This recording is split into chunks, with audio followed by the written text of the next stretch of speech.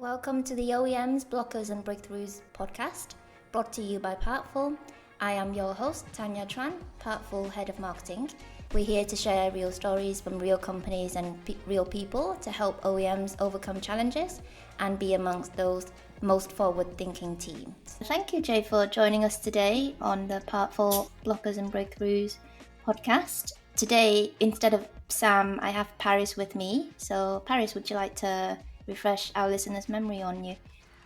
Yeah, so Jay and I've worked together previously, so hi again, Jay. I am Paris Hall. I'm the head of client services at Partful. I have over 15 years experience now with account management, but more specifically to Partful, I've been working with our clients to make sure that they achieve the utmost success from their parts catalogue and work instructions. Amazing. First time I've met you, Jay, but I'm an avid follower of you on LinkedIn. Love your content. So, Jay Maiden, Director of Service at Kolpak, part of Wellbuilt Inc., a world-leading provider of solution in food service industry. Jay Maiden, also known at Partful as the start of Ice Cream Thursday trend on LinkedIn. We love you here.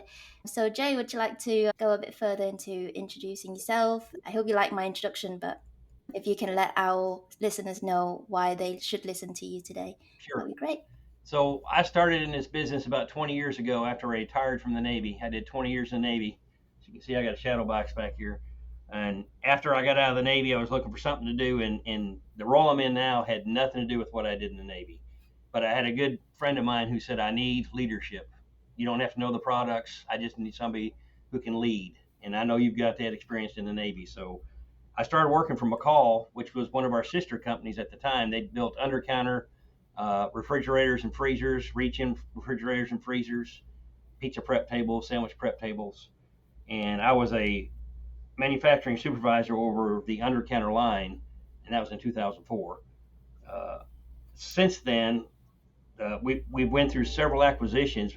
Manitowoc Food Service at the time was our parent company, and they acquired some other brands from Enotis, Delfield being one of them. And so we had Delfield and McCall both making the same product.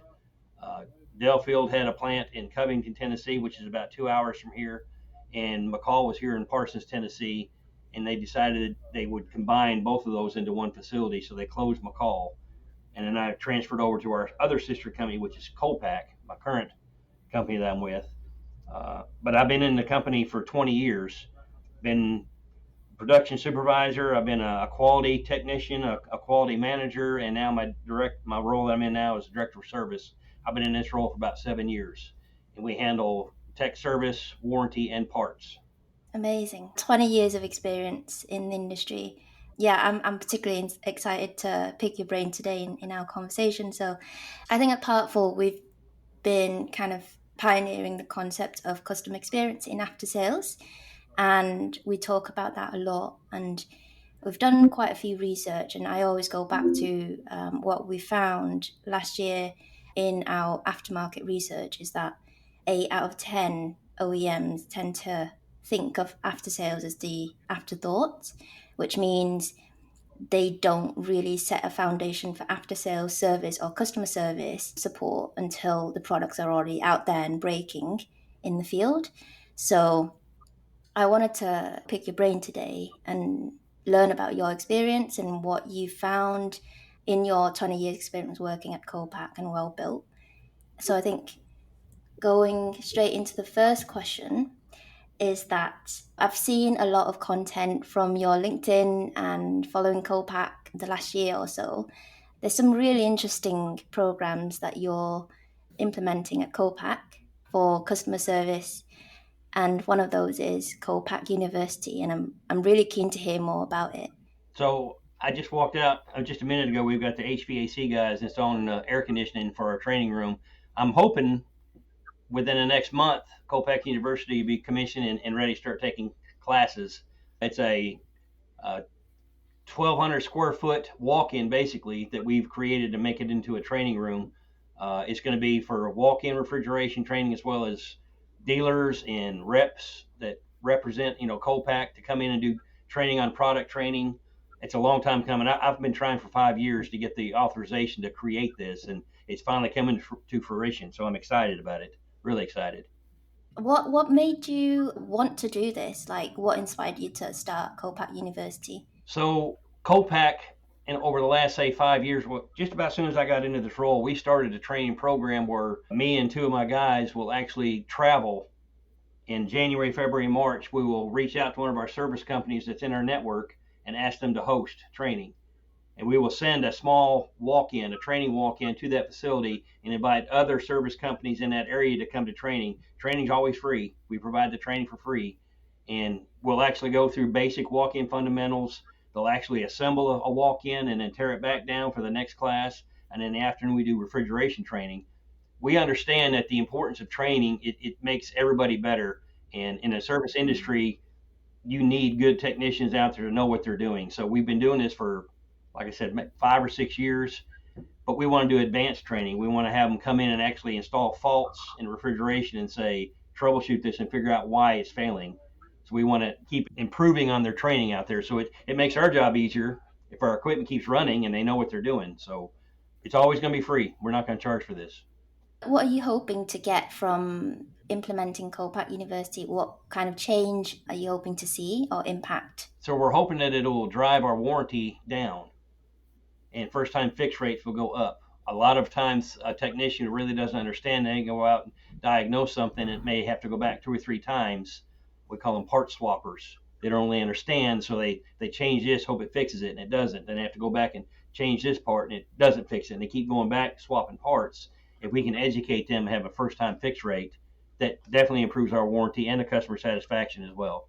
That comes to my next question in terms of parts information, because it all to do with driving down warranty cost, right?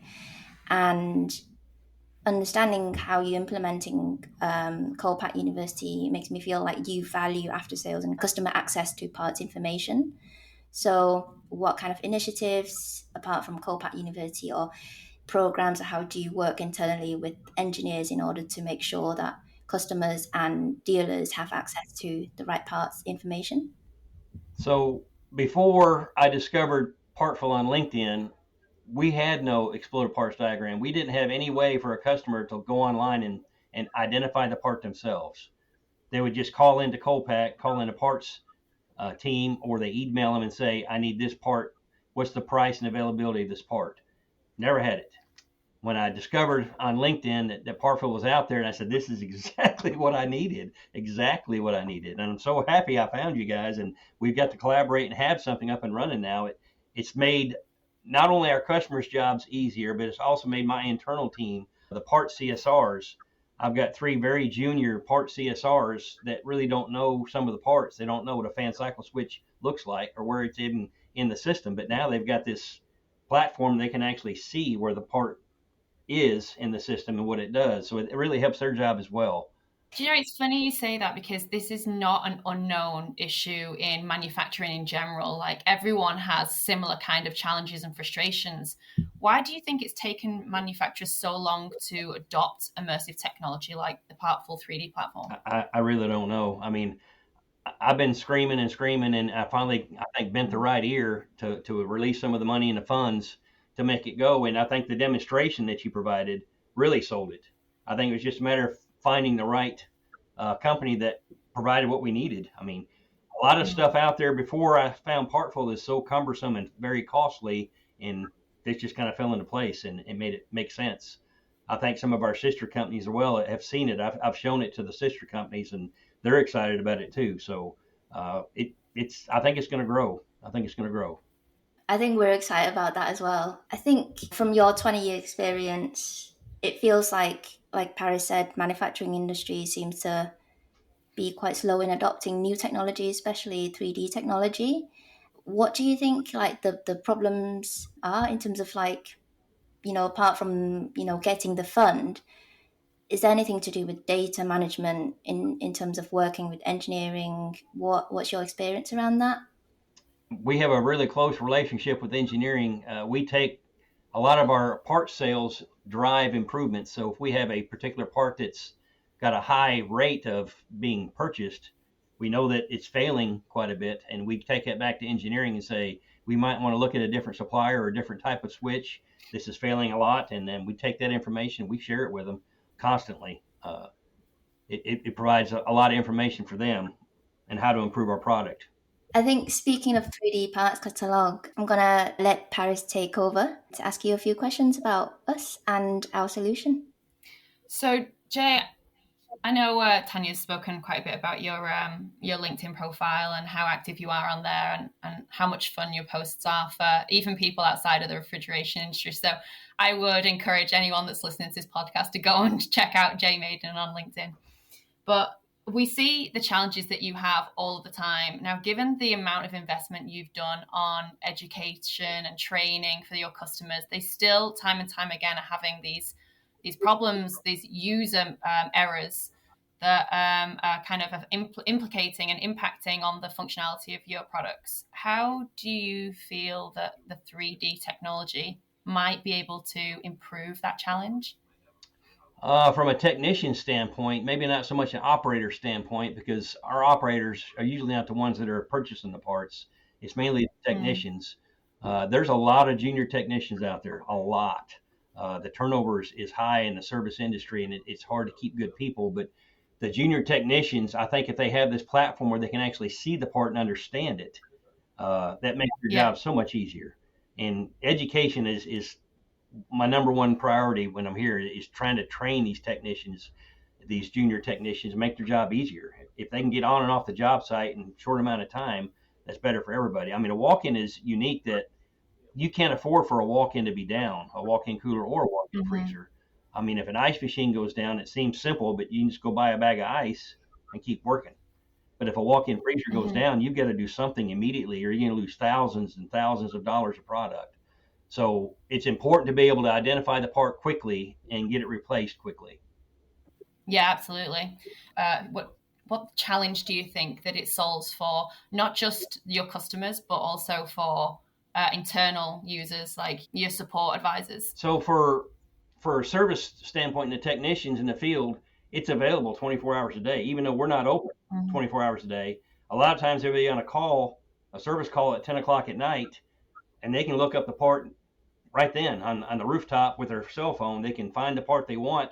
They can place it and get it ordered. It may not ship immediately, but the next morning the order gets received and gets shipped out. I mean, it's available 24 hours a day. When our services, we don't really answer the calls 24 hours a day, but they'll be able to use it in that instance. And as you stated, the young part CSRs, they find it as a valuable tool.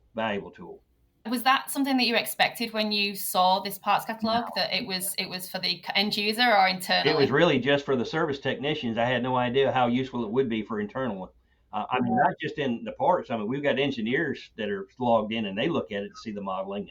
And there's even people on the floor that actually manufacture both refrigeration and walk-ins that have looked at it and seen how it shows the modeling, and they're really, really excited about it. I know we've only just started touching the surface of what it can do for us. I mean, I know there's work instructions we can have part of that, and I've talked to some of the people manufacturing quality that we'd be able to use this as a work instruction thing for people assembling. They can see how it's actually assembled. We're just scratching the surface on what its capabilities are.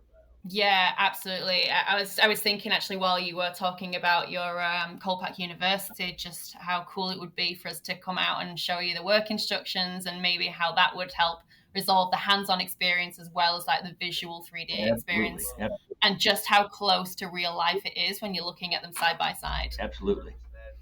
And you said, which is actually unusual from what we've seen in the manufacturing world, is that, you know, you and the engineers are relatively close and you're constantly talking about like not just the design elements and how they design the CAD, but also then going back into the data that you're finding and how that implicates the design change that they might make in the future.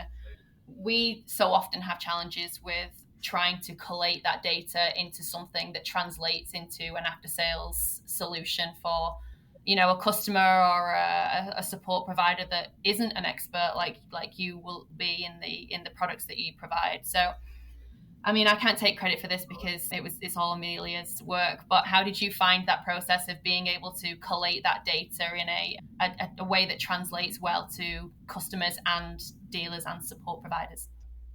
our engineering team is it's amazing engineering team. I rely heavily on them to make sure that you had all the things that you need so that we could work on this project. There's some things we didn't have, and they're starting to work on them now to create them that we didn't have for the files that you need. The door section we've got coming up, and then we also have a puller pack that we want to add as well. And we didn't have anything like that before, but they're working on it. They're dedicating some time to make it. They know it's worthwhile, so they're dedicating the resources necessary to make it successful. How did you find trying to access that information, and how did you find the ease of the onboarding process with Amelia to be able to give us that information and allow us to translate that into something on the platform that's useful? Yeah, I really thought going into this it was going to be a very cumbersome process and take forever to come online, but I realized how simple it was. I mean, it was within the first month, I think we had stuff online ready to go, and I was really surprised that it was that fast. I'm happy that it was that fast. If we can get the engineering team to finish up the parts that they need for the door section, and then the polar pack as well, I mean, we'll have a round out platform. We'll have everything online for everybody. I'm excited about it. I'm really excited about it. I think the products look great on the platform. The information that you provided was great. I mean, our 3D guys internally, I can't brag enough about just how talented they are in kind of really understanding those CAD files and translating them into something that ultimately offers that value to you and to your business, and hopefully not only generates more revenue, but saves you revenue for a lot of the processes that maybe were cumbersome before. They really made it look easy. I think I want to interject there as well when you said something really interesting, which was your engineers are now going back to organize the data and make more data available and dedicating like time to actually make it work because they think it's worthwhile. I think what we see a lot in a lot of the OEMs that we're speaking to is that they tend to object the solution when it comes to, some of our data is not ready yet. It's going to take us some time to organize the data, maybe come back later, or maybe they realize that it's not really a priority. What would you say to those OEMs that are out there thinking that? Yeah, it's definitely worth it. It may seem like it's not at the time, but everybody benefits from this. It's not just the aftermarket sales team. The whole company can benefit from it. So it's definitely worthwhile to expend the resources necessary to do something like this. I mean, we were cavemen, basically. We didn't have anything. I mean, people were calling it so cumbersome, but now it's just so much easier. I mean, I'm mad I didn't find you sooner. Yeah, I think it's all about spending the upfront, some of the initial resources just to make your life in the next years, months, years, weeks ahead a lot easier. So say you spend a couple of weeks organizing out your data, the years later you save so much time, not on the phone, not on emails, trying to serve customers. Absolutely.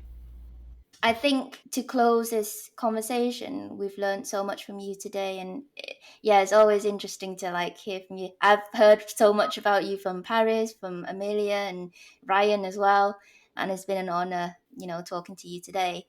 One last question: if there's one tip you could give to our OEM audience on customer experience via Aftersales, what would you say? Don't wait. Do it. It's worth it. Don't wait. Amazing. You really are setting the tone for the manufacturing industry, not just within your market, but the whole after sales industry. It took so long to adopt like ERPs, for example, and PLMs, but now they understand the value of digitalizing some of this stuff so that for the future, it's so much easier to maintain, it's so much more reliable, and ultimately it does save you a whole lot of money in the long run. So thank you so much for jumping on, Jay. We are big fans of you in our office. Thank you for everything you've done for Kolpak. Thank you. Thank you. And if you want to follow Ice Cream Thursday by Jay on LinkedIn, make sure to head over to LinkedIn, follow Jay Maiden at Kolpak, and watch out for the next episode. Thank you so much, Thanks. Jay. Appreciate it.